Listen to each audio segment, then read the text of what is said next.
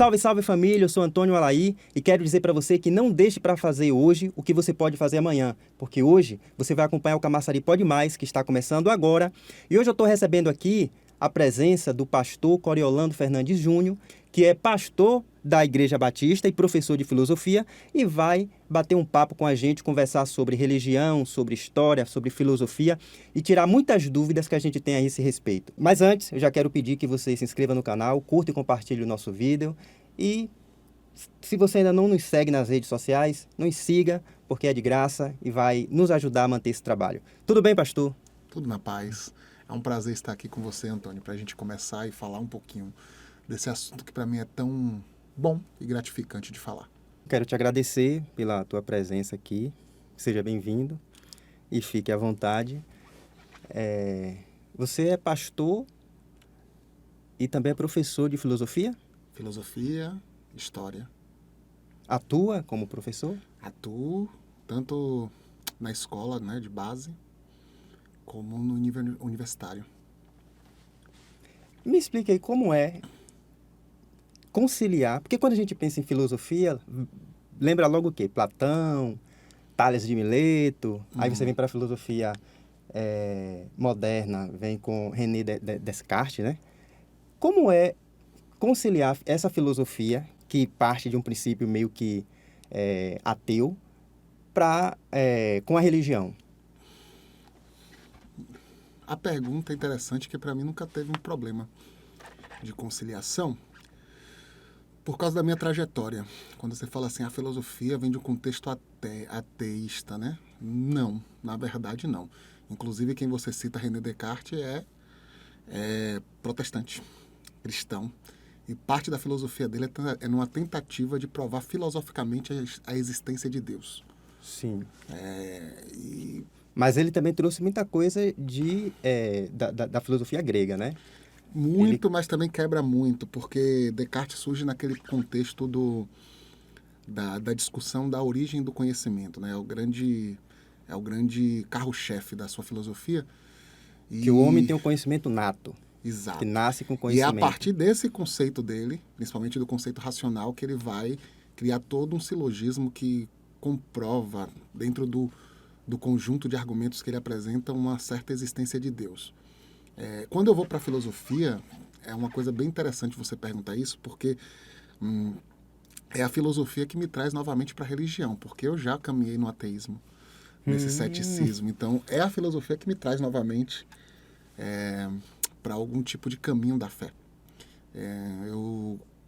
Na verdade, inicialmente eu pretendia fazer direito, presto ser vestibular para a UFBA, passo para a segunda fase, nunca fui fazer a segunda fase. Na época ainda que não era Enem, né? Era aquele negócio do 2, 4, 8, 16. Era uma prova terrível, aquela concorrência de 36 para 1 na época.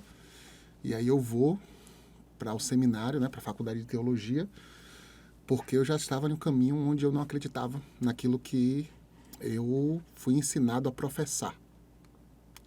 E no curso de teologia, eu não encontro as respostas que eu esperava. Primeiro porque, graças a Deus, eu não vou para um curso de teologia dogmático. Eu vou para um curso de teologia acadêmico e um curso onde eu sou apresentado a uma teologia a nível científico. Então, não há um compromisso dos meus professores com a fé dos alunos. Há um compromisso dos professores de formar indivíduos que tenham a capacidade de construir um diálogo teológico crítico para um cenário não só brasileiro, mas internacional. Foi muito bom, mas no momento, para o intelectual, foi bom. Para o espiritual, só reforçou o ceticismo que eu já tinha construído em mim. Eu era da Assembleia de Deus até. Então vou nesse contexto assim.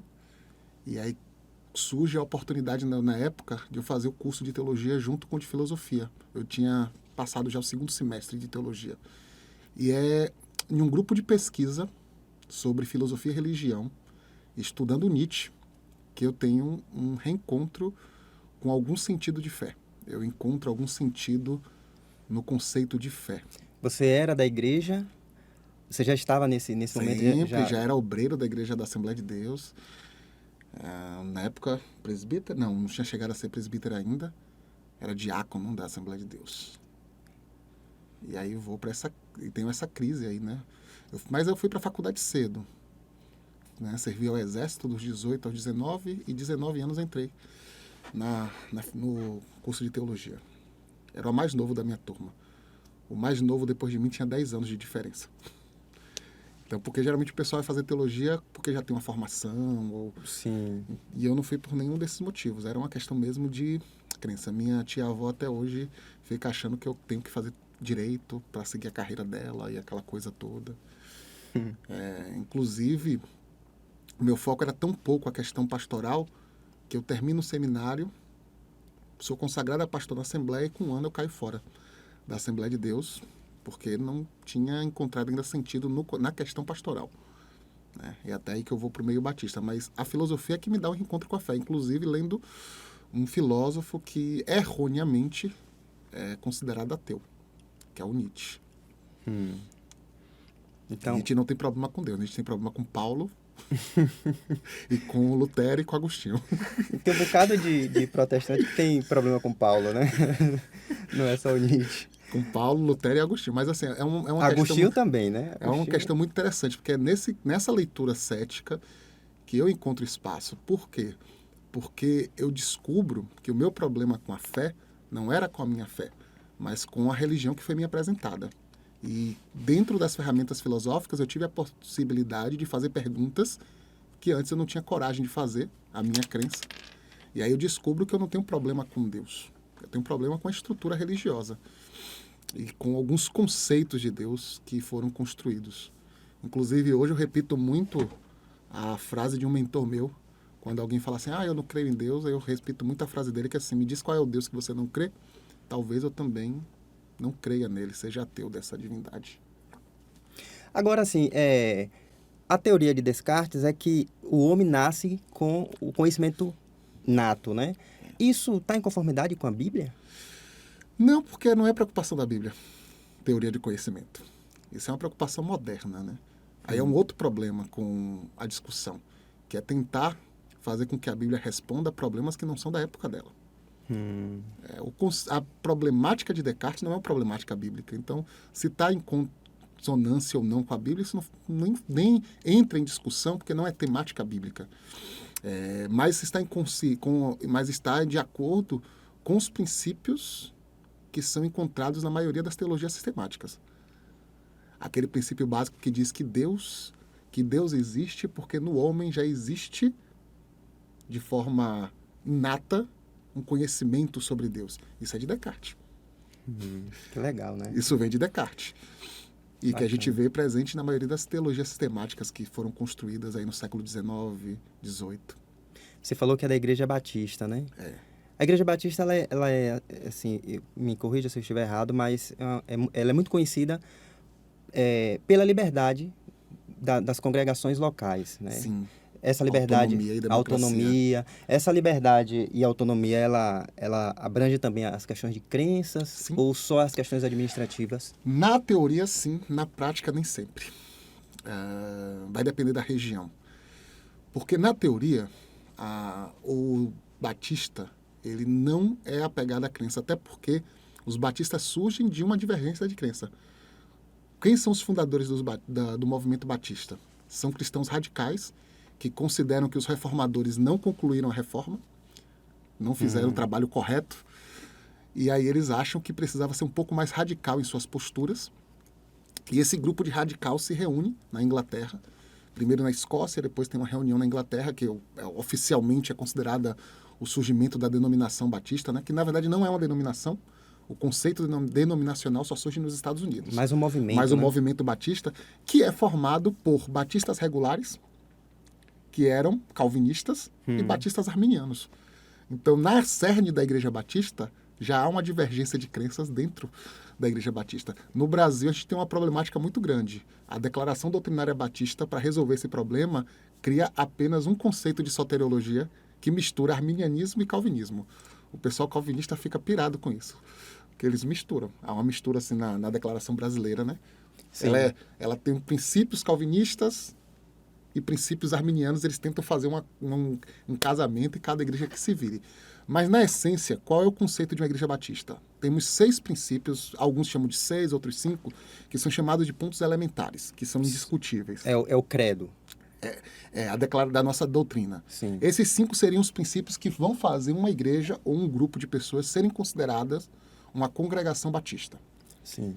Centralidade em Cristo, a Bíblia como única regra de fé e prática, autonomia e democracia nas igrejas, Sim. o conceito de liberdade individual e de crença e a apostolicidade das igrejas.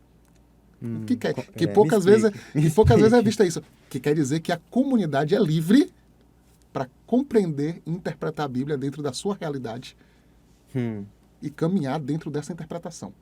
Não é à toa que quando você abre o site da Convenção Batista Brasileira, você vê esses 5 princípios e aí vai dizer que a partir daquele momento, o que tiver na declaração doutrinária não é regra. É sugestão, cabendo à igreja aceitar ou não. Aquele conjunto. Entendi. Aí por que eu disse que na prática não? Porque na prática tem muitos pastores batistas que se sentem os fiscais e policiais da verdadeira identidade batista. Aí pega a declaração doutrinária, que por essência é uma sugestão para as igrejas, e colocam como regra definitiva. Mas assim, o que é exigido são os princípios básicos elementares da Igreja Batista. E, entre eles, o conceito de liberdade, porque os batistas eles surgem na Inglaterra brigando por sua liberdade religiosa e compreendem que não tem como brigar pela sua liberdade religiosa sem lutar pela liberdade religiosa de qualquer outro credo. Não é à toa que os pastores mais antigos, eu aprendi isso como pastor de uma velha guarda, eles sempre diziam o seguinte: se hoje tiverem um movimento para fechar um terreiro, eu, como pastor batista, sou o primeiro a me colocar para impedir. Porque se eu luto pela minha liberdade de religiosa, a liberdade do eu outro, entendo né? que é a liberdade do outro também. Porque, assim, qual a demora de um Estado querer determinar o que pode ou não pode na religião do outro para ele vir fazer isso na minha? Com certeza. É uma porta que se abre. Eu acho que isso falta muito, essa consciência falta muito hoje na religião, dentro do protestantismo em geral, né? Principalmente dentro do movimento evangélico neopentecostal, existe uma tendência de forçação de barra mesmo, daquilo que se chama a teologia do domínio. Sim, é o destino manifesto que a gente recebe aqui no Brasil como herança dos missionários norte-americanos, e os neopentecostais vão retomar isso de forma bem violenta. Hoje existe a teologia do domínio, tem a teologia da libertação e já passamos também, ou então, estamos passando também pela teologia da prosperidade. Isso não sei se é um... Não segue essa sequência. Inclusive, você já vai ter um outro conceito agora, né? Que é da prosperidade. Agora você tem uma teologia do sucesso. Que, inclusive, eu gosto muito do escrito de um filósofo coreano naturalizado alemão, o Byung-Chul Han, que ele vai chamar do excesso de positividade. Que ele vai dizer como uma doença da sociedade moderna. Eu chamo de positividade tóxica. Ele chama isso, ele usa esse termo, né? Ele vai trazer 2 conceitos básicos, né? Que é a sociedade da transparência, que ele vai chamar de sociedade pornográfica, onde o privado e o público se misturam, não há mais a questão, e a sociedade do cansaço, que cansa o indivíduo pelo excesso de positividade. E aí e essa positividade você tem também na igreja desse movimento atual, que ele já superou a ideia da prosperidade. Sim. Não preciso só ser próspero. Eu tenho que ter um case de sucesso e uma vida feliz o tempo todo. Verdade. E aí você vai sufocar vários conceitos realistas da religião, como Eclesiastes. Não faz sentido pregar numa igreja dessa. E aí o indivíduo vive uma vida de fantasia e apenas de aparência, superficial. Né? Superficial. Discussões superficiais da vida. E a Igreja Batista, ela se coloca em qual dessas teorias? Aí que é o problema, cara. Porque o ponto positivo, ao mesmo tempo, é o maior problema batista. Porque quando você fala Igreja Batista, eu explico que cada congregação tem sua apostolicidade. Ou seja, interpreta e caminha a Bíblia a partir do que entende, sem se desviar dos princípios básicos batistas. Então, significa que eu não tenho, como pastor batista, falar em nome das igrejas batistas. Eu posso falar em nome da minha comunidade. A sua comunidade. Da minha comunidade local, das comunidades que a gente se relaciona. Falando nisso, você pastoreia, né? Qual igreja? A Igreja Batista do Parque das Palmeiras, a IBAP, com 2 P's. Certo. que é uma igreja aqui que surgiu junto com o bairro do Parque das Palmeiras, praticamente. Ela vai fazer 15 anos agora, o bairro tem o quê? 16? 17 anos, mais ou menos, né? Ela vai fazer 15 anos esse ano. Eu tô lá há 2 anos e meio. E qual é o perfil, assim? Porque a Igreja Batista tem algumas igrejas que são renovadas e tem outras igrejas mais tradicionais, né? Aí você está falando de a questão de convenção lá da década de 70, que hoje nem existe mais essa diferença tão grande. Que foi uma questão litúrgica. Assim, na década de 70 você tem um problema para as igrejas históricas, né? Fala igrejas históricas, que são aquelas igrejas que surgem nos primeiros séculos do protestantismo, né? Presbiterianos, batistas. Adventista. Adventista vem um pouco depois. Depois? Não entra ainda como igreja histórica. É verdade. Mas a Batista foi lá em 1600. Vocês vão ter luteranos, presbiterianos... Né? A Adventista foi em 1800. Isso. Aí você está falando das igrejas que surgem ali entre o século XVI e XVII. O século XVI foi a Reforma, e aí 17 surge a Batista surgiu por volta de final do século 1600, não foi? Início do século XVII. Porque você tem um movimento radical, que são os originários, né? Na verdade, os batistas são provenientes de vários movimentos radicais, entre eles os anabatistas, o movimento iconoclasto, né, de Thomas, esqueci o nome do cara, que foi até um aluno de Lutero. Ele rompe com Lutero e começa um movimento porque ele considera que Lutero não completa aquilo que deveria ser feito. Sim. Então, os batistas surgem de vários ressurgentes desse movimento. Então, se você for considerar, ele surge no final do século XVI, e aí se consolida, né, a denominação, o movimento, início do século XVII. Mas as igrejas históricas seriam anglicanos, luteranos, os primeiros, presbiterianos, que surgem dos calvinistas, né, do movimento de Calvino na Suíça, os batistas, que vem e os metodistas, que entram nessa questão. Aí, no final do século XIX, início do século XX, você tem o movimento pentecostal, que alguns colocam só como 1906, com William Seymour, mas William Seymour não é o fundador do movimento pentecostal. Na verdade, ele já é influenciado por esse movimento avivalístico. O movimento pentecostal surge dos missionários metodistas, que estão ali no século XIX evangelizando, e tem um diferencial das outras igrejas históricas, porque batistas, presbiterianos, luteranos, eles precisam de estrutura. Igreja, templo, porque é aí que se faz a liturgia. Os metodistas têm a Bíblia como método de vida, então eles não precisam de estrutura. Qualquer palanque, qualquer... Eram os metodistas que decoravam a Bíblia? Decoravam, aprendiam, e botavam seus cavalos. E aí surgem os movimentos das tendas. Sim. Onde há cura, onde há esse movimento. William Seymour entra nesse movimento, só que quando vem para o Brasil, o movimento pentecostal, ele ganha uma força descomunal. Por quê? Você tem uma igreja protestante que está centrada nos grandes centros, preocupada com classe média. A igreja católica que lidava com os pobres, muito numa questão simbólica. Os protestantes tinham dificuldade de evangelizar as pessoas mais simples, porque o protestantismo histórico ele parte da leitura e conhecimento da Bíblia. Então, como é que eu vou propagar a minha fé, que baseia-se na leitura pessoal da Bíblia, com um povo que não sabe ler? Então, há um problema, inclusive, por isso que os primeiros missionários protestantes, eles têm uma preocupação muito grande de fundar escolas no Brasil. Porque qual é a ideia? Eu não posso evangelizar esse povo enquanto eu não alfabetizar esse povo. Então, alfabetiza o povo para que eles possam ser evangelizados. Interessante, né? Quando o movimento pentecostal vem quebrando todas essas burocracias, ele ganha uma força muito grande. Você tem um crescimento grande e você tem influência. Inclusive, os pentecostais eles têm uma influência muito grande na história. Você diz que o movimento pentecostal ele ignorou esse ele método de alfabetizar para evangelizar? Não, mas ele não é tão burocrático. É porque a igreja histórica não burocrática. Não segue a risca, né? Porque, a alfabetização acontece para o pentecostal no momento assim, leia a Bíblia e você aprende a ler. Isso prova... mas nessa pegada, leia a Bíblia, enquanto os batistas presbiterianos estão fundando escolas, fazendo toda a estrutura, o cara tá assim, leia a Bíblia e você aprende a ler aqui, ó, lendo a Bíblia. E o negócio vai muito mais prático. Eles ganham, aí vem a questão da liturgia mais animada, os protestantes históricos ainda estão muito presos à liturgia europeia, formal, com música clássica. E aí você vai ter um movimento de igrejas protestantes históricas que vão começar a trazer esses elementos para o seu culto. E aí você tem o racha dos batistas, que é chamado de batista histórico, e o batista renovado. O renovo é o indivíduo que começa a trazer esses elementos do movimento pentecostal para o Pra dentro da culto, igreja. e aí faz um culto mais agitado, mais animado, e aí gera uma racha. Hoje, você não consegue diferenciar de uma igreja tradicional para essa diferença litúrgica.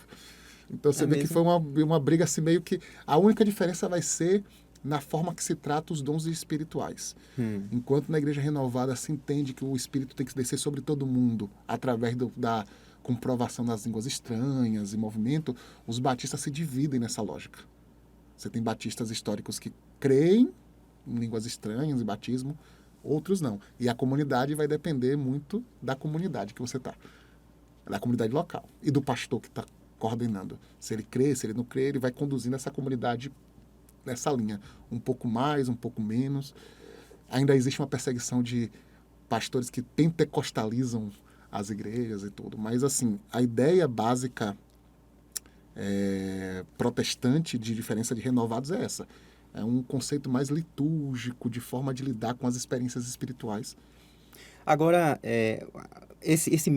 essa metodologia que as igrejas históricas que você traz aqui, que elas seguiam, né, de alfabetizar para evangelizar, deixou um legado, né? A gente Muito pode ver grande. que nos países onde o protestantismo figurou como religião oficial, são países bem mais desenvolvidos a nível de educação. E aí, o que você acha? Você acha que essa mudança de perspectiva, de norte, que aconteceu dentro das próprias igrejas históricas, trouxe alguma repercussão? Primeiro é complicado, porque quando você fala assim aos países que tiveram evangelização protestante são mais desenvolvidos, depende da métrica que você está usando. Eu não vejo esse desenvolvimento tão grande na parte humana. Eu concordo com você. Depende da perspectiva, né? Você está falando de questão de capitalismo e de crescimento financeiro e econômico? Não. Também não tanto, porque você tem um índice de pobreza extremamente grande nesses países. E Não. também há uma questão colonizadora, né?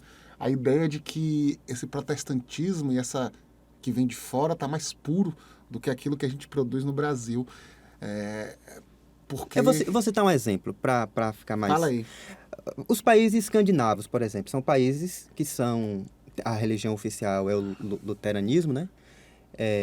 E são países que têm um índice de IDH mais elevado, tem um índice de educação mais elevado do que os países, por exemplo, que não tiveram... Que passaram por outras religiões. Exato. Embora tenha países também que vêm de outra matriz, que tem também tem sua educação desenvolvida, mas eu observo isso e a questão trouxe alguma repercussão para o nível, eu falo assim, a qualidade, digamos, a qualidade do cristão evangélico hoje? Você acha que influenciou essa mudança de metodologia? Não. Vai ter uma influência no Brasil, porque o Brasil já tem seu histórico com a educação ligada ao movimento missionário com os jesuítas. Então, na verdade, só muda-se a religião. A ideia ainda é básica. Ensinar através de um viés religioso.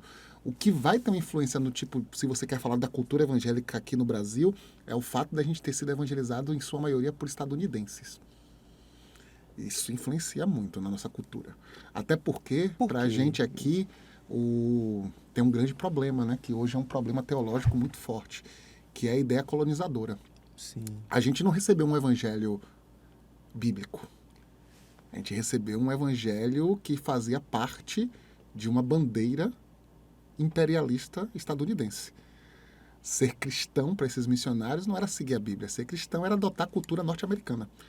E isso não é eu que falo, né? Pierre, por exemplo, escreve sobre a evangelização na América do Sul e tem inúmeras cartas de missionários que, para comprovar que as pessoas que ele evangelizava estavam se convertendo, eles usavam como referência assim, estão usando roupa, dormem em camas.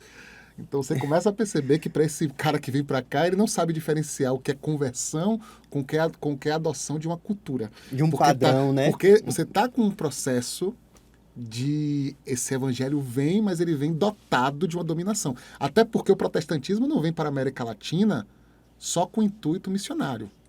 Porque se fosse um intuito missionário, haveria um investimento missionário intenso antes de 1910. E o Antes do intuito Congresso era o quê? de Panamá. Porque antes do Congresso do Panamá, os protestantes não investiam em evangelismo no Brasil, porque para os protestantes o Brasil e a América do Sul já era evangelizada pela Igreja Pela Católica. Igreja Católica. O que é que muda em 1910? Um que é que programa de muda? governo americano que entende que a influência da Igreja Católica aqui significa influência da Europa. E a América é dos americanos. Inclusive, esse é o slogan da América política para os americanos. América para os americanos. E aí, o que é que acontece? Os católicos não evangelizaram corretamente. Cabe a nós, protestantes, estadunidenses, claro, evangelizarmos nossa América da forma correta. E aí você tem, a partir de 1910, esse investimento pesado e essas escolas que vêm têm uma influência na educação, mas a maior influência é cultural. Elas vêm todo um padrão estadunidense para trazer a cultura estadunidense como elevada e como o sinônimo de conversão. Então, se converter não é aceitar os princípios de Cristo. Se converter é aceitar o padrão de vida norte-americano. Tem um relato até de um missionário que ele visita uma escola presbiteriana aqui na região sudeste, e a escola é um culto à cultura americana. Bandeira dos Estados Unidos, se cantava o hino norte-americano. Então, era assim, é um culto à cultura norte-americana. É um culto. Então, assim, você tem uma influência. Só que a influência não é na educação, é cultural. E aí a gente tem esse padrão de que tudo que vem dos Estados Unidos é de Deus. E o que vem do Brasil, não. Inclusive, a perseguição à bendita teologia da libertação, ela vem um pouquinho disso aí. Pronto, então você voltou para onde eu estava querendo voltar. A perseguição à teologia da libertação que é vem disso aí. a teologia da libertação, a teologia A TMI, a teologia da missão integral. Pronto, me explique. Você falou que a Igreja Batista, ela segue qual teologia da libertação? Não tem uma teologia específica. Nós somos uma igreja que se baseia na Bíblia como única regra de fé e prática. Então, se você perguntar qual é a teologia batista, não existe na prática. Assim, definida, né? Um sistema teológico. Não, mas tem alguma que você tem, como eu disse a você, tem uma afinidade maior. Aí você vai depender do pastor. Aí, se você perguntar comigo qual é a minha afinidade, já eu posso te dizer. A sua. Agora, se você dizer no meio batista, você vai ter um pampurri, assim, uma mistura de várias tendências, porque os batistas, eles partem de um princípio que não é, na prática, ele não existe, mas assim, tecnicamente é o seguinte: nós não temos um conjunto doutrinário específico, nós temos a Bíblia. E aí, claro que ele vai ter um conjunto doutrinário, mas tem influências calvinistas, tem influências de vários outros setores. Agora, a minha posição teológica, que aí vai depender do pastor, vai depender muito da igreja, até porque no meio batista, o pastor não é quem funda a igreja, né? O pastor ele presta serviço para a igreja. Então, é a igreja que escolhe seu pastor, não o pastor que escolhe sua igreja. É um negócio meio nessa pegada para o meio batista. Então, não é eu que escolho a igreja, é a igreja que me escolhe. Então, há muito essa sintonia, né, do que a igreja entende como evangelho, e ela vai escolher um pastor que coincida com essa mesma perspectiva. Qual o seu entendimento sobre a teologia do domínio? Rapaz, ela é uma teologia que surge, né, da ideia do divino manifesto, que vem dessa cultura estadunidense, que se entende agora como os únicos herdeiros da promessa de Abraão, e que cabe a eles propagar aquilo que é a cultura divina e elevada. E aí você vai ter uma mistura de aquela propaganda, né, do estilo de vida americano, mais evangelho, mais tudo. E aí você tem essa ideia da conquista, né? O mundo é para ser conquistado. E eu sou totalmente contra esse princípio, porque ele fez dois grandes problemas. Primeiro, a gente tem uma limitação de quem é Deus. Porque Deus acaba sendo limitado à experiência religiosa de uma única cultura. Sim. O segundo problema é que a gente tem uma prisão no tempo. Porque não é só uma cultura, é uma cultura de um tempo e de um grupo específico. Sim. Nesse caso do grupo, que você considera o quê? Classe média estadunidense. E que vê na América do Sul uma tentativa de expandir essa cultura. Inclusive, uma coisa interessante, muitos dos missionários batistas que vêm para o Brasil, vêm para o Brasil porque aqui ainda existe escravidão. Por quê? Porque eles No entendiam intuito que de esse era o princípio. libertar? Não, Não? porque esse era o princípio básico de uma sociedade cristã. Inclusive, tem missionários que escrevem cartas dizendo que, graças a Deus, que aqui ainda se É mantém. mesmo? É claro. Porque muitos dos missionários que vêm para cá são indivíduos que são os indivíduos derrotados da Guerra das Confederações do Sul dos Estados Unidos. Que vêm para cá porque é o último país a abolir a escravidão. Muitos protestantes vêm para a ideia libertária, inclusive os presbiterianos são muito fortes, já chegam aqui com esse princípio. As escolas presbiterianas abolem a ideia de ter funcionários escravizados e é a primeira igreja a expulsar um membro por se recusar a libertar seus escravos, ou seja, por manter um sistema escravocrata. Os congregacionais, os batistas vêm divididos. Primeiro vem Batistas do Sul, são os principais fundadores. Inclusive os que vêm para cá, para o nosso sul da Bahia e para São Paulo, sabe que a Igreja Batista, a primeira Igreja Batista do Brasil é aqui em Salvador. Sim, eu frequentei. Exato. É aquela ali em frente ao Guatemi, Era, a antiga Guatemi, né? Eu frequentei um tempo ali. E aí depois você vai ter a vinda dos missionários batistas do norte dos Estados Unidos, que são libertários. E aí você tem um choque já aqui nos Estados aqui. Inclusive tem uma carta de um pastor batista que ele aqui de Salvador que recusa-se a casar um casal de um homem branco com uma mulher negra. Que ele diz que isso não é correto diante de Deus. Não é de Deus. E nada de bom pode surgir de uma coisa desse tipo. Então você tem um conceito de uma cultura dominante que vem empurrando. Então, essa teologia é uma problemática, né? O Martin Luther King, ele era presbiteriano, não era? Não, batista. Não? Batista? Martin Luther King Jr. Batista. É mesmo? Claro, Eu meu filho. achava que ele era presbiteriano. Batista. E ele lutava, então, contra o próprio pensamento hegemônico da igreja na época. Mas você vai falar, como eu falei a você tem norte dos Estados Unidos, um grupo de batistas, você tem sul dos Estados Unidos, outro grupo de batistas. Que são dois grupos bem distintos em sua posição. A gente tem uma influência muito grande do sul. Né? Agora, você falou do problema teológico, né, dessa teoria do domínio. E em relação ao retorno, que eu acho que também ela promove o retorno à velha aliança, ao Novo Testamento, você vê algum problema? Não entendi. Como assim a velha aliança ou o Novo Testamento? O Velho Testamento, desculpa, eu falei. O judaizar? Isso. Assim, a coisa. É uma outra problemática também, né? É uma outra problemática também. Inclusive, tem o Miroslav Volf, escreve A Exclusão e o Abraço, ele traz um capítulo inteiro para falar dessa problemática que vem da mesma problemática da teologia do domínio. Você enclausura a revelação de Deus a uma etnia e a um povo, que é consagrada a isso porque está na Bíblia. Sim. Mas assim, Paulo vai ter um problema com isso e ele resolve isso. Que qual é o problema? Deus é universal, mas a revelação dele é particular para um povo. A promessa de Deus é para todos, mas eu tenho que ser descendência de Abraão.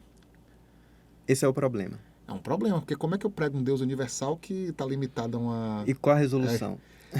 Paulo, como é que Paulo resolve? Da forma que muitos cristãos judaizantes não vão gostar. Primeiro, ele relativiza a Torá. É a primeira coisa que Paulo faz. Sim. Romanos 14. Quem crê que tem um dia especial, guarde isso. Quem crê que todos os dias são iguais, tranquilo também. Cada um faça para a glória de Deus. Então, o princípio da Torá não é mais universal, impositório. Segundo, ele relativiza a descendência de Abraão. Eu não preciso mais ser descendência de Abraão para ser povo escolhido. E como é que ele faz isso? Abraão creu. E assim foi considerado pai da fé. E todos que creem são por essência, filhos de Abraão. E aí você tem uma relativização, né, étnica. Se eu não preciso mais ser filho de Abraão, eu não preciso mais ser judeu para participar da promessa. A promessa está aberta a todos aqueles que creem e por essa crença tornam filho de Abraão. Ou seja, a questão étnica, de gênero e todas as outras questões se tornam secundárias e irrelevantes. Galatas capítulo 3, versículo 26 até o 28, né?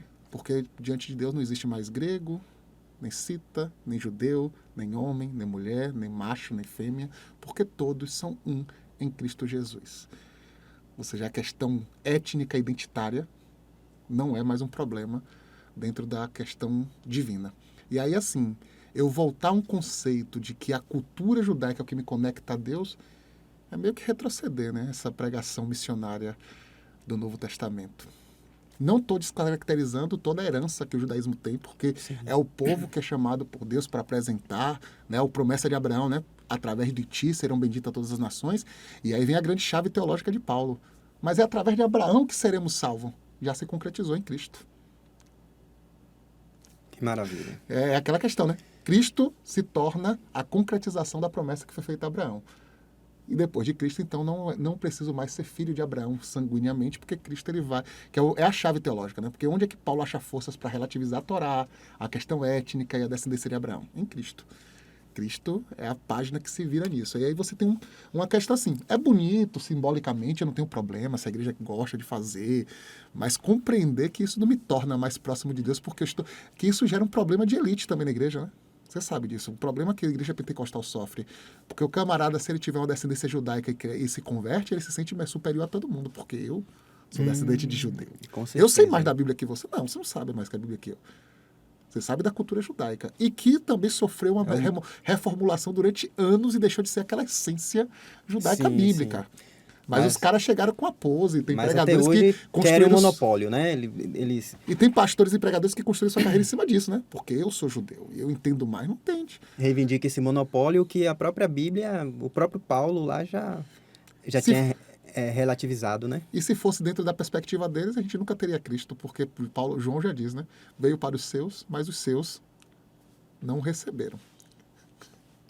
Então não compreenderam. Então a cultura não é superior à revelação de Cristo. Eu sei que hoje você está corrido. Não, pode ficar à vontade, a gente tem tempo ainda. Pronto, mas você está olhando toda hora ali no relógio. Não, sei que você tem um compromisso. Não. Mas eu quero já deixar aqui o convite aberto para você vir um outro momento para a gente se aprofundar mais nesses temas. Mas assim, eu queria aproveitar, né? Vi que você é um cara aqui de grande conhecimento. Para fazer algumas questões mais espinhosas. Fale. Algumas dúvidas. Primeira, por que os personagens da Bíblia viviam centenas de anos e hoje a gente não consegue chegar a nem um décimo desse período que os personagens bíblicos viviam? Você quer a resposta de EBD ou a resposta mais completa sobre isso? Depende do seu tempo, é você quem diz. Rapaz, tem dois problemas em relação a isso. E isso vai ter que, para a gente resolver isso, tem que partir do seguinte princípio. Como é que você enxerga esse texto? De forma literal ou não? E é a primeira questão. A segunda questão é a gente compreender que o texto bíblico, ele não é algumas coisas que a gente impõe a ele. Sim. O texto bíblico não é um relato histórico fidedigno. Concordo. Não é. Então, a ideia de usar o texto bíblico como uma forma de trazer fatos históricos concretos não é. Primeiro, porque esse conceito de história baseado em fatos só começa a surgir lá depois de Cristo. Porque até mesmo os gregos que fundam o princípio da pesquisa histórica ainda não tem história baseada em fatos. Até porque naquele momento, lá por exemplo, do Gênesis, ainda não existia escrita, né? A escrita passou a existir muito tempo depois. Aí é o segundo problema, né?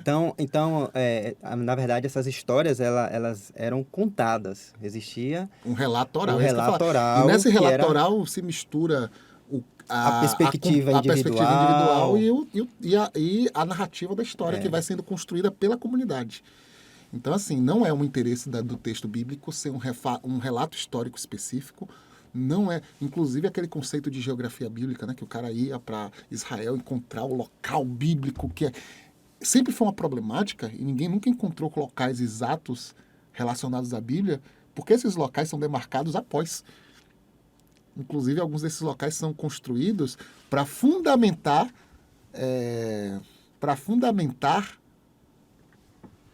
espaço sagrado. Inclusive na briga de Israel do Norte e Israel do Sul, de onde se deve adorar a Deus. Enquanto você tem Israel do Sul que fica com o templo e diz o lugar de adorar a Deus é o templo, você tem o Israel Israel do Norte com o templo e Israel do Sul dizendo assim, não. Aí o que é que vai vir, né, no relato? Eu ressuscito os locais onde Abraão adorou para dizer, se Abraão adorou lá, eu também posso adorar lá. É a problemática que Jesus resolve com a mulher do tanque. Vocês dizem que deve adorar no templo. Nossos antepassados dizem que devemos adorar no monte. Por que ela está dizendo isso? Porque houve um trabalho teológico para consolidar para o Israel que não ficou com o templo na divisão, que outros locais também poderiam ser lugares usados como locais de adoração. E aí você tem uma questão de como é o texto bíblico de Gênesis? Esse local onde Jacó teve a experiência que depois vai ser conhecido como Betel, a casa de Deus. Mas Jacó não, por que Jacó nomeou aquilo ali naquela época? Lá na frente vai ser considerado Betel, não naquela época. Mas por que lá na frente? Porque eu quero consolidar aquele local também como lugar de adoração, não só o templo. Tem essas problemáticas, então o interesse não é histórico, o interesse não é geográfico, o interesse não é científico. Inclusive é uma outra problemática, né? Criacionismo, evolucionismo. Eu nunca participo desses debates, já saiba disso. Não? Não, porque é uma discussão irrelevante. Ai, mas Deus... O texto de Gênesis não tem o interesse de trazer dados científicos. Ele tem o interesse de mostrar uma realidade espiritual sobre a fundação do mundo. Ponto. Se eu estou com um texto que não tem interesse de relato científico, eu estou com um indivíduo que quer provar a coisa a partir da ciência, a gente nunca vai chegar a uma conclusão. Mas eu discordo, assim, Pode em falar. partes, porque eu acredito, isso aí é uma questão de crença mesmo, que existe um elo entre o texto bíblico Ah, sim. e a ciência. Muitas coisas, assim, lógico que nem o cientista vai aceitar O texto. o texto, nem o religioso vai aceitar, o teólogo vai aceitar a questão científica, né? Os questionamentos científicos. Mas eu entendo que existe um elo que talvez esteja perdido, que a gente não conseguiu ainda encontrar. Mas você acredita que realmente houve que existiu realmente essas pessoas que viviam 900 anos, 800 anos, Adão viveu 960? A realidade é que é para mim indiferente isso. É indiferente. Se Adão viveu 910. Eu acho que isso tinha um valor muito grande para a perspectiva da época. Porque qual é a ideia do texto de falar que... Você percebeu que a contagem é decrescente, né? Sim. Existe um princípio teológico ali, e não histórico. Qual é o princípio? O homem quebra seu elo com Deus. E à medida que esse elo vai ficando mais distante, a expectativa de vida desse homem vai ficando Menor. mais curta. Concordo. Então, o conceito ali não é se o homem viveu 900 anos e ia ficar, como é que eu vivo 900? Não, é o conceito seguinte, quebrou-se um elo com Deus e Deus é a fonte da vida. Então, quanto mais Sim. distante eu estou de Deus, menos vida esse homem tem. Então, não há uma discussão de, foi 900... Não sei se foi 900 anos, pode não ter sido. Mas existe um conceito teológico, para mim, aquilo que é o quê? Quanto mais distante de Deus, menos vida. Até que o homem chega a um nível de vida que é tipo assim, é o mínimo que você vai viver. E passou disso, é o que a Bíblia vai dizer, é cansaço, é fadiga, é estresse, porque eu estou distante de Deus. E aí a ideia é o seguinte, como é que eu vivo 900 anos? Eu não vivo 900 anos. Eu me reconecto com Deus. E reconectando com Deus, eu vivo muito mais que Adão. Porque eu vivo a eternidade com Deus. Esse é o conceito teológico. E para o cristão, tendo Jesus como chave teológica, é isso que vai ficar, né? Me conectando com Deus através de Cristo, eu não me preocupo mais em morrer em 980. Porque eu posso morrer com 40 anos, Deus livre e guarde, eu quero viver muito tempo, mas posso morrer com 40, mas eu já ganhei minha eternidade com Deus. Pelo contrário, como Adão é o símbolo da decadência, a restauração em Cristo me dá um tempo de vida muito maior que de Adão, que só viveu 900 anos, eu tenho eternidade. Agora, uma coisa que uma passagem que me chama a atenção na Bíblia, que eu também fico cheio de dúvidas, assim, eu acho que muita gente tem dúvida em relação a isso, é justamente aquela passagem lá onde Deus diz para Adão que no momento em que ele comesse, no dia em que você comer da árvore, você morrerá. E Adão comeu e não morreu. Segundo o relato bíblico, ele viveu ainda 960 anos. E aí eu me pergunto, será que Deus mentiu? Ou o que aconteceu? Dentro do contexto, né, da narrativa bíblica, a gente tem que entender que o conceito de morte e vida, eles não estão permeados nos conceitos modernos de morte e vida, que é a ideia de sobrevivência da carne. É o nosso conceito moderno. Inclusive, a gente cria todos os mecanismos para que a parte física sobreviva o máximo de tempo possível. Sim.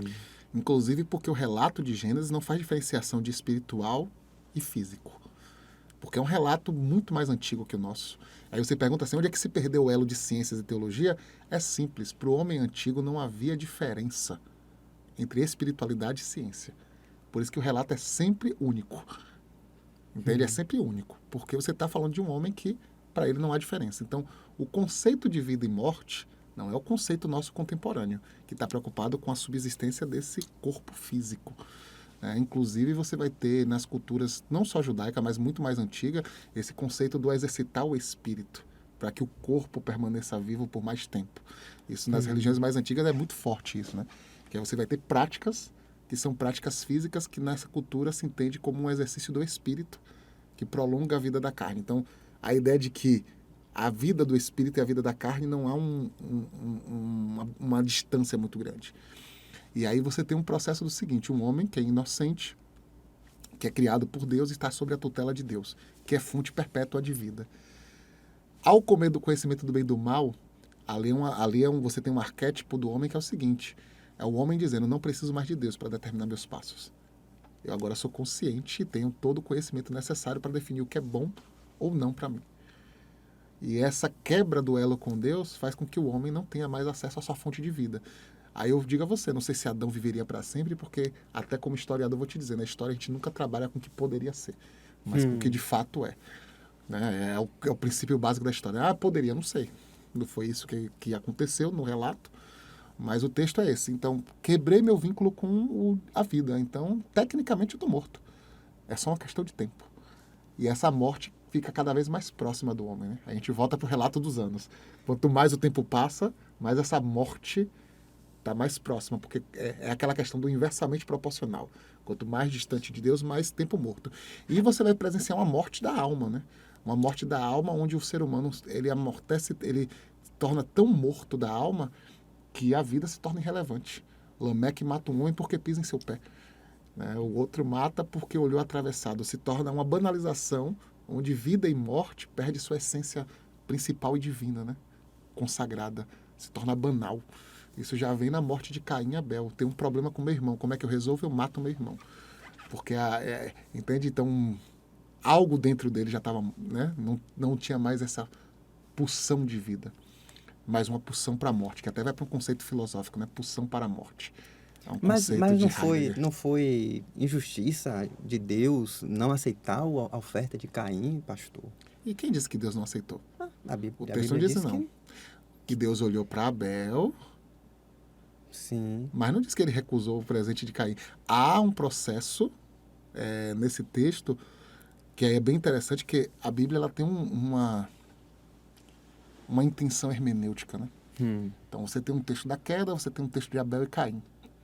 O homem cai, quebra seu vínculo com Deus. Portanto, agora está condenado a ser aquele que vai julgar suas próprias ações e definir o que é bom ou ruim para você, para ele.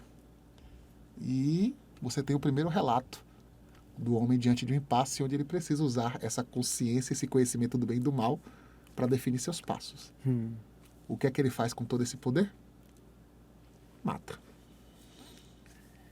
O homem, distante de Deus, agora que não tem mais a relação próxima, tem que interpretar a partir do seu conhecimento de bem e de mal, enxerga a ação de Deus como algo injusta. Aí vem para um conceito até de Lutero, né? Eu não posso colocar Deus no julgamento humano de justo ou injusto. Porque Deus ele está para além dessa compreensão humana. A compreensão moral é humana. Sim. Lutero até vai falar isso bem forte em alguns relatos dele, né? Essa compreensão de conceito moral é humano, não divino. Então, quando eu digo Deus é injusto, eu estou julgando Deus a partir dos seus critérios ou a partir dos meus. E aí você tem um Abel, né? Ou um Caim que julga Deus a partir dos seus critérios, se sente injustiçado, e ele, usando do conhecimento do bem e do mal que seu pai adquire com o fruto, qual é a definição dele de solução? Vou matar Abel. Agora, você falou do fruto. Você tinha dito antes que muitos batistas, né, tiveram problema com Agostinho, não foi? Inclui a... Batista não. Muitos... Nietzsche teve um problema com Agostinho. o Nietzsche foi mesmo. É isso mesmo. Nietzsche teve um problema com Agostinho. E você falou que leu muito Nietzsche, né? Um pouquinho. Acredito que tenha se inspirado em muitas coisas que ele disse. Você teve também esse problema com Agostinho? Tenho. Em relação ao pecado original? Tenho bastante. Né? A ideia da sexualidade nunca foi o pecado original. Nunca foi a questão da sexualidade. Qual seu entendimento sobre o pecado original? Até porque, pense comigo, como é que Deus criou o homem e disse, crescer e multiplicar, e como? Dentro de um conceito que a queda é o sexo, né? Você tem um outro conceito também cultural, histórico, que a gente não vai ter muito tempo, da Idade Média, que a teologia de Agostinho tenta construir, né? Que vai formar toda a cultura que a gente tem na Idade Média, inclusive a ideia da pureza da mulher e aquela coisa Sim. toda. A ideia do pecado original, ela já surge no anjo que cai, né? Na história do anjo que cai. É o mesmo pecado, só muda a proporção. Inclusive tem um teólogo que ele fala uma coisa, não sei se concordo ou não, ainda não refleti sobre isso, que ele diz que a diferença de Satanás para Adão é que Adão pode ser perdoado ou pode receber o perdão porque ele foi tentado, e Satanás não teve ninguém que tentou ele. Não sei se é coerente ou não é coerente, até porque essas discussões teológicas eu acho bem irrelevantes dentro da minha perspectiva. Tem outras coisas mais importantes. Mas o que você pensa é o seguinte, qual é o pecado de Adão e Eva? Qual é a tentação da serpente? Se você comer do fruto, você será igual a Deus. Porém, assim, aí que abre os olhos dela. Mas... Aí que a curiosidade vem. Tipo assim, Deus mentiu pra você. Na verdade, você não vai morrer. Se você comer, você se torna igual a Deus. E, tecnicamente, a punição do homem é ter o mesmo privilégio de Deus. Liberdade total. Mas o homem já não era igual a Deus? Não tão livre assim.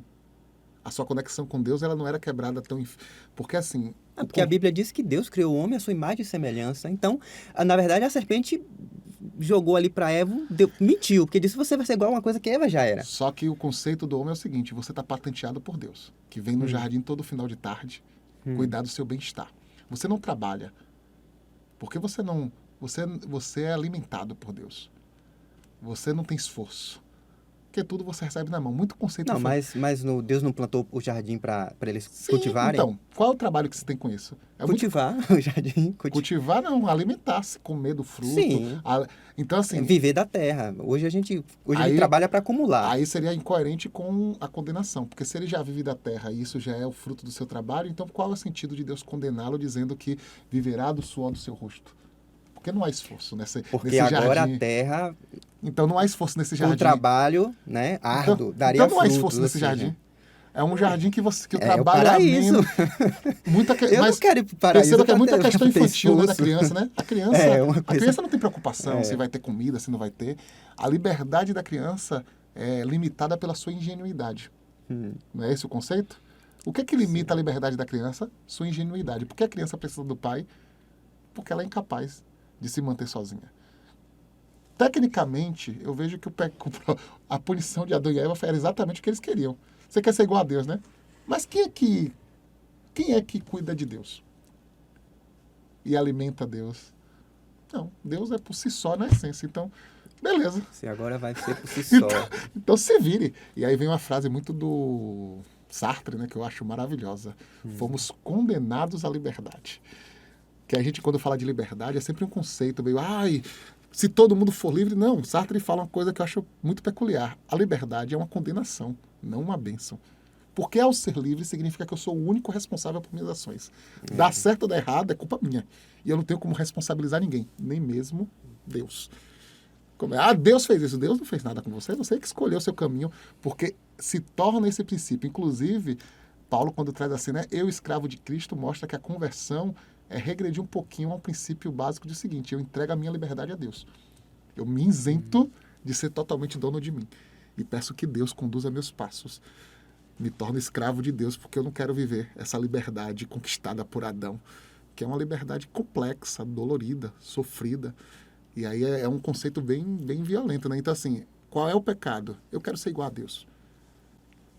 Mas ele não já era igual a Deus? A imagem e semelhança de Deus na sua essência, mas não em sua plenitude. Mas nós não somos iguais a Deus na plenitude. Nunca somos, mas recebemos a condenação de sermos livres o suficiente para sentirmos na pele o que é a ausência de Deus.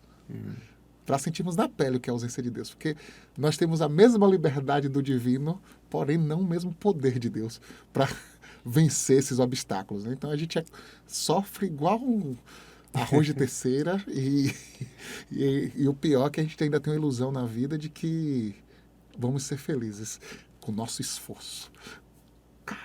E onde é que está a felicidade, pastor? Não está no esforço, né?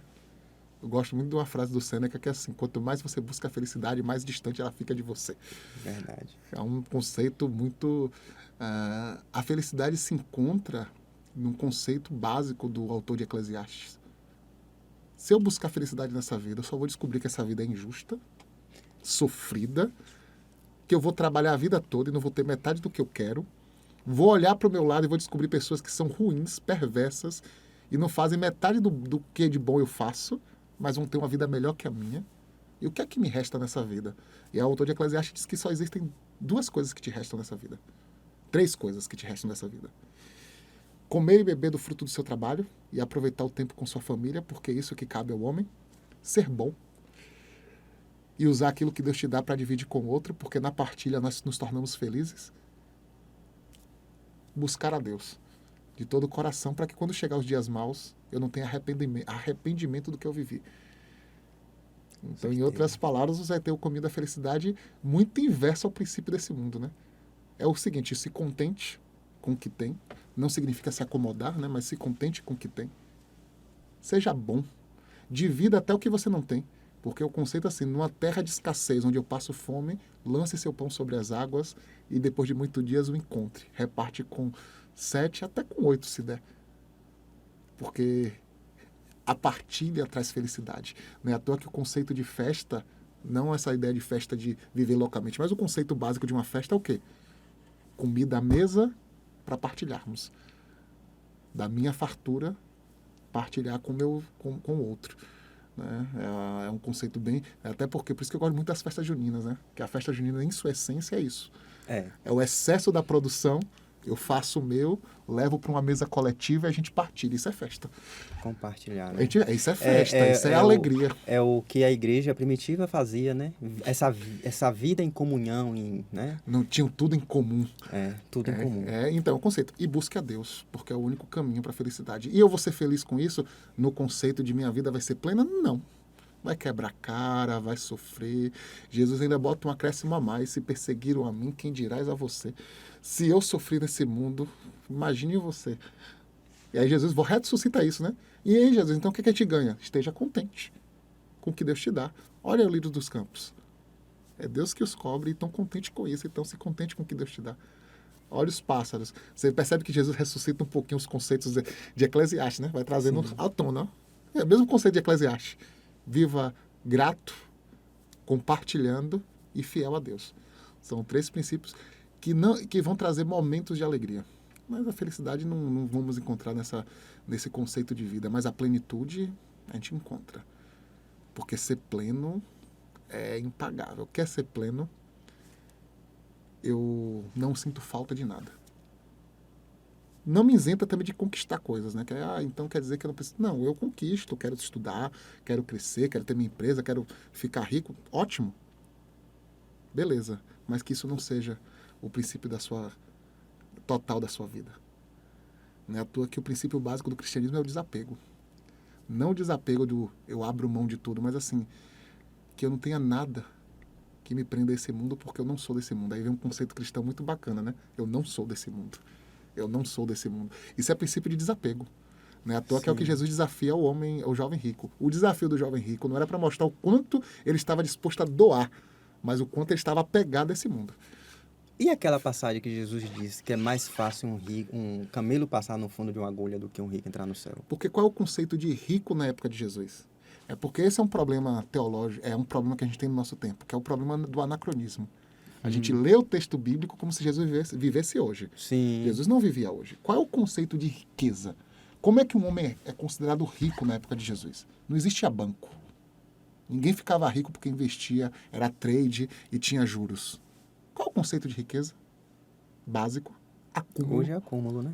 Não, hoje é acúmulo, mas é um conceito de rendimento, né? Sim. Mas na época de Jesus é literalmente o acúmulo. Uhum. E aí você vai associar isso com o conceito, para você ter ideia, qual o conceito de riqueza para Jesus? É o conceito que ele traz na parábola do homem insensato. Tem sua produção, colhe, estoca tudo e diz, farta-te alma. Porque ali eu tenho a garantia de que eu vou passar a minha vida em bonança sem passar fome. Então o conceito de riqueza na época de Jesus é o quê? Eu me apego tanto ao meu dinheiro que eu vou acumulá-lo e não vou passar fome. E fico indiferente em que está passando. O importante é que eu tenho. Por isso que o texto da parábola diz o quê? Louco, se te pedirem sua alma hoje, o que tem a oferecer? Então, quando Jesus diz é mais fácil um camelo passar no fundo de uma agulha do que um rico entrar no reino do céu, tem gente até que tenta explicar, né? Não, mas camelo era um... Eu vejo muito no conceito filosófico mesmo. Sim. Quem é o rico? Ou seja, é mais fácil um camelo passar no fundo de uma agulha do que alguém que está totalmente apegado à materialidade desse mundo de ir para o céu. Porque um dos princípios para eu encontrar a salvação é considerar o seguinte, eu não sou desse mundo. Sim. Então, nada disso... Tem até um conceito sufi, que é muito dessa região do Mediterrâneo, né? O sufi. Conhece? Não. Cultura sufi? Não. É uma cultura que vem do islamismo até. Sim. Tem um conceito sufi que diz o seguinte, duas histórias sufis que vão mostrar muito esse princípio do desapego como princípio de plenitude. Uma é de um rei que sempre recebia qualquer pessoa que batesse no seu castelo e o empregado fica muito chateado e diz assim, mas senhor, o senhor tem que tomar cuidado. Vai que algum desses te roube. Ele vai dizer, roubou? E o senhor não tem medo de perder? Ele diz, meu irmão, eu não sou dono de nada disso aqui. Tudo isso é emprestado, morrerei e não sei o que vai acontecer. Só estou de passagem. Conceito muito do desapego, né? Estou aqui nesse palácio, sou um rei, sou rico. Mas se alguém levar, levou. O outro conceito sufi é o do Nasruddin, né? O Nasruddin vai numa terra, é um sábio, até tem umas histórias mais cômicas, mas essa é interessante que é menos cômica. Que um jovem queria muito conhecer esse mestre. O cara era um mestre, passava... Então o cara esperava o quê? Eu vou encontrar um mestre, alguém assim, grandioso. E aí ele vai para uma cidade onde esse mestre sufi vai palestrar.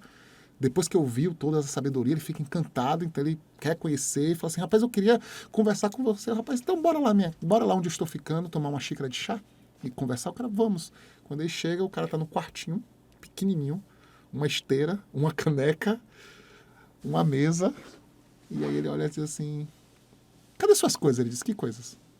Mas o senhor só vive com isso? Ele diz, mas como é que alguém pode viver com isso? Como é que você vai aproveitar as coisas da vida? Ele diz assim, se você vai para uma viagem, você leva a sua casa? Não, eu levo só o necessário. Ele diz a mesma coisa, eu estou em uma viagem nessa vida. Comecei ao nascer, partirei quando morrer, e é isso que eu preciso. Então é muito esse conceito do desapegar, né? Tem uma outra, e aí você vê que é um conceito muito próximo do Mediterrâneo, que é a do tesouro, que vai o mesmo princípio. E você vê que Jesus só, na verdade, interessante que esses princípios vêm depois do cristianismo, né? Mas você vê que bebe da mesma fonte, que é assim, um homem recebe uma revelação divina de que vai ser muito rico, e que um andarilho entraria na cidade e te daria o tesouro da riqueza, um tesouro que faria ele rico para sempre. O andarilho chega na cidade, ele se lembra da visão, chega para o andarilho e diz, olha, recebi uma revelação divina que você tinha que me dar um tesouro para eu ser rico. O andarilho procura nas coisas dele, encontra um diamante gigante e diz, deve ser isso aqui. Rapaz, o cara quando pega o diamante, tô rico, não vou mais passar necessidade, e vai para casa alegre. Só que ele não consegue dormir.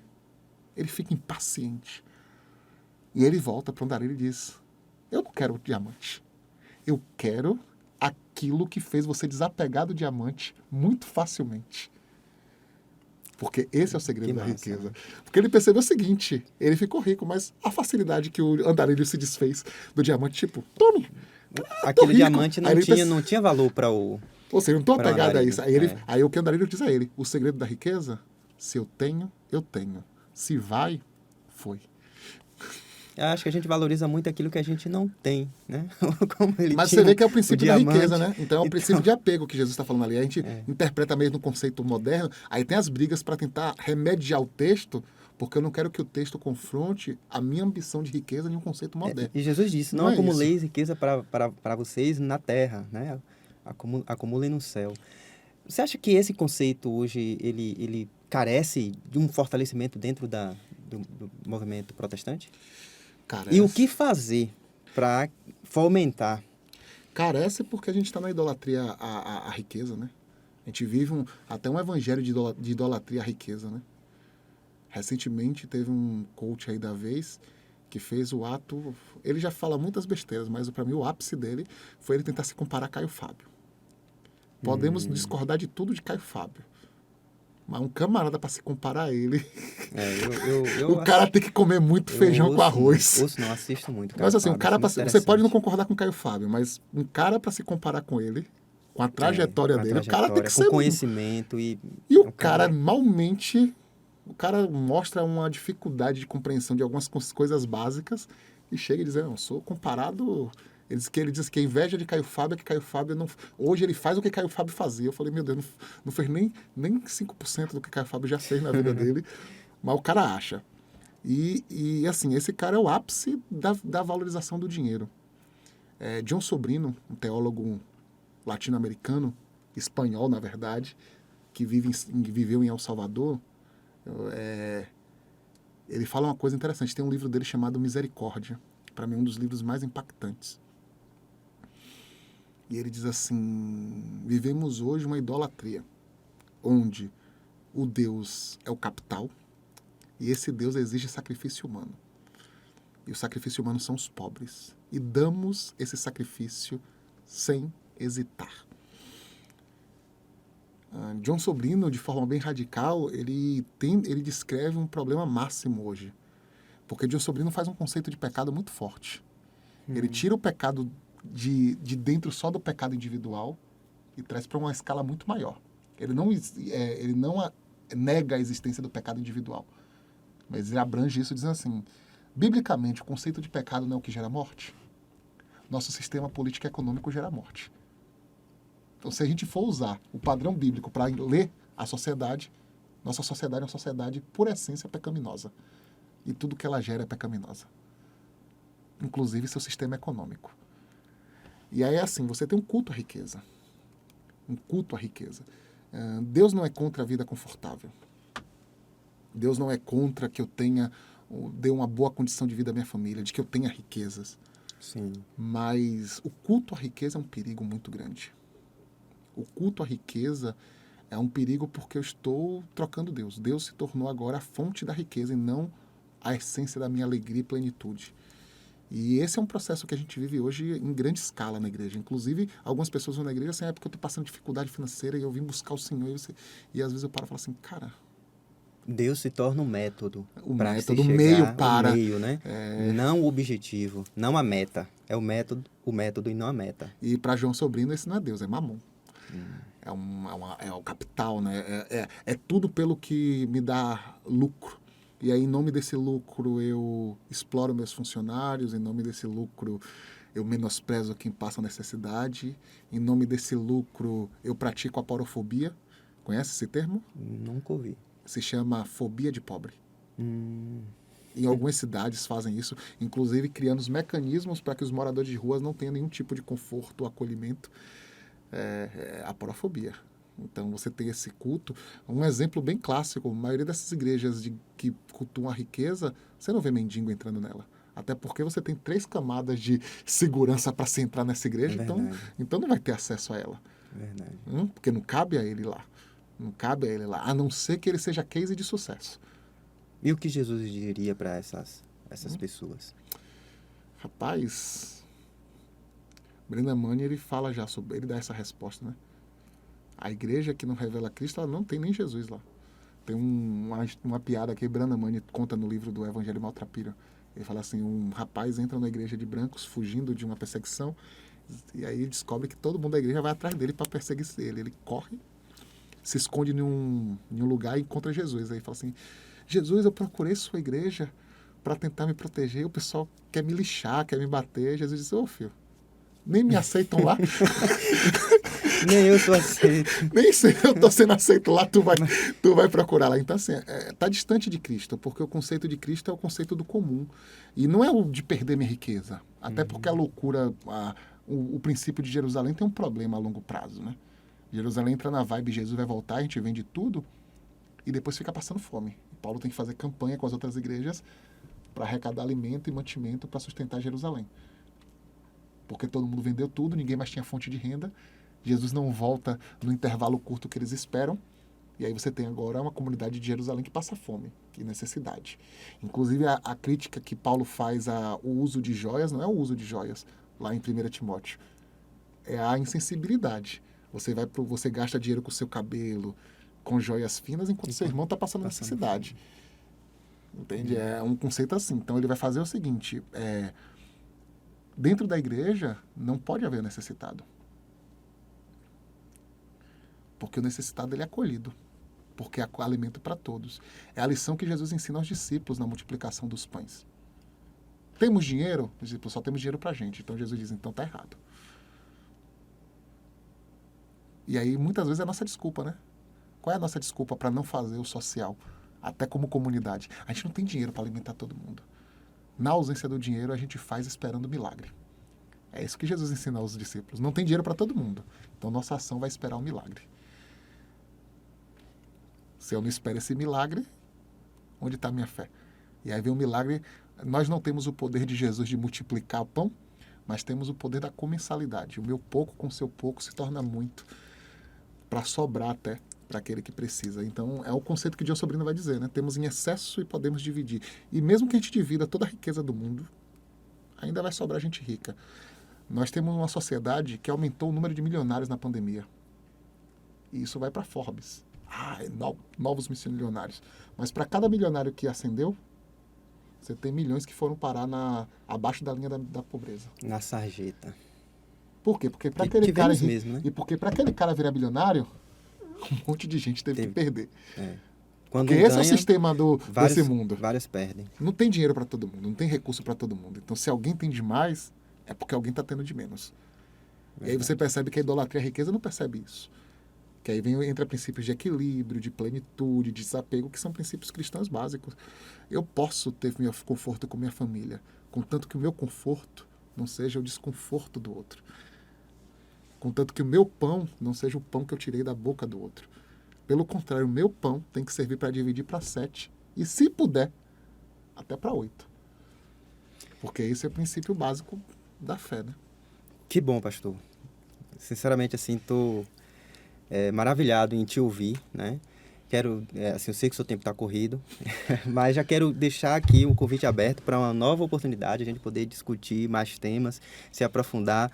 Assim, ficou várias coisas que eu queria ter tratado contigo, mas tenho certeza que vai ter uma outra oportunidade. Quero te agradecer e dizer aí que realmente isso que você traz é uma grande verdade, que a gente precisa realmente mudar, né, a nossa forma de pensar como cristão, como evangélico.